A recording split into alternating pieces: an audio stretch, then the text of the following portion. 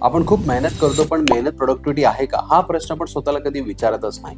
काम करत राहतो, पण कामाचा परिणाम काय येतो हे आपण दिवस संपल्यानंतर बघतो आणि तेव्हा जाणवतं की आज सुद्धा वेळ कमी पडला. खरं सांगायचं गेलं तर वेळ कधी कमी पडत नसतं की आपण कामाची पद्धत बदलली नाही. आज मी तुम्हाला काय एआय टूल दाखवणार आहे जे तुमचं काम फक्त वेगानं नाही तर व्यवस्थित आणि सिस्टमॅटिकली तुमचं काम कम्प्लीट करेल. नमस्कार, मी आहे Sachin. Welcome to our channel.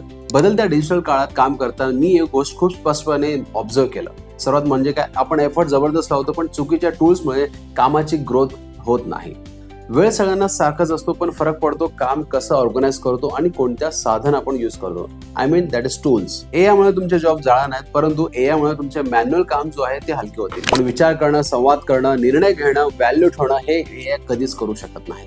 तो डोंट वरी, एआय तुम्हाला रिप्लेस करणार नाही. तर एआयला वापरायचं कशासाठी? वेळ वाचवण्यासाठी, क्लॅरिटी मिळवण्यासाठी आणि काम नीट लावण्यासाठी. आपल्या डोक्यात खूप आयडिया असतात, पण त्यांना शब्द कठीण जातं. कधी कॅप्शन लिहायचं असतं, कधी ईमेल्स, कधी पोस्ट आणि कधी एक्सप्लेनेशन. तेव्हा समोर तो चॅट जीपीटीचा स्पेसिफिकली टूल तुम्ही कॅप्शनसाठी, ईमेलसाठी, स्क्रिप्टिंगसाठी किंवा क्लायंटला कशा पद्धतीने कन्व्हिन्स करायचं ह्यासाठी तुम्ही यूज करू शकता. हे टूल तुमच्यासाठी लिहित नाही, तर हे टूल तुमचे विचार ऑर्गनाइज कशा पद्धतीने व्हायला पाहिजे ते कर. Number 2 that is Notion AI. You can organise your mindset.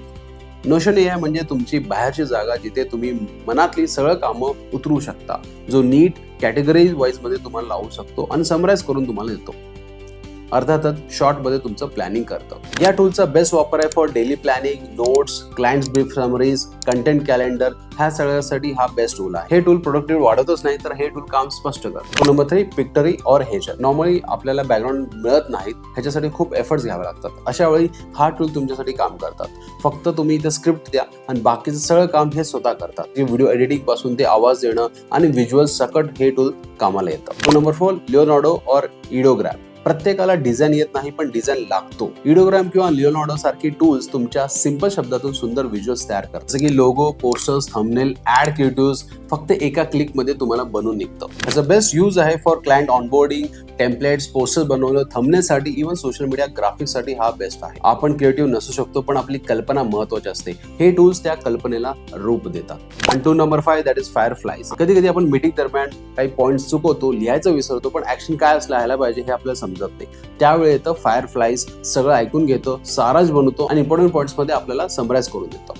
ह्याचा बेस्ट यूज आहे for client meeting, zoom meeting, even team briefing साठी करत असताना, इव्हन प्रोजेक्ट डिस्कशन साठी हा जबरदस्त टूल उपयोगी आहे. मीटिंग मध्ये तुम्ही फक्त प्रेझेन्स देऊ शकता, बाकी काम एआय करतं. शॉर्ट मध्ये सांगायचं गेलं, एआय माणसाला रिप्लेस करत नाही, एआय माणसाला फ्री करतो. डेली तुमचं वर्क टास्क हो त्यामधून थोडं तुम्हाला फ्री करतं. एआय शिकणं म्हणजे टेक्नॉलॉजी शिकणं नाही. एआय शिकणं म्हणजे स्वतःला अपग्रेड करणं. काम जास्त होईल, वेळ कमी पडेल ही समस्या कायम राहणार, पण तुम्ही कोणती साधनं वापरतात, कोणता टूल कुठल्या वेळेला यूज करतात हे खूप मॅटर करतं आणि त्यातून किती प्रोडक्टिव्हिटी वर्क तुम्ही काढू शकता ते तुमच्यावर आहे. अशा सिंपल आणि सोप्या गोष्टी समजून घेण्याचं असेल तर मराठीमध्ये आज आपल्या डिजिटल मंत्रा मराठी चॅनलला सबस्क्राईब करा. See you in the next video.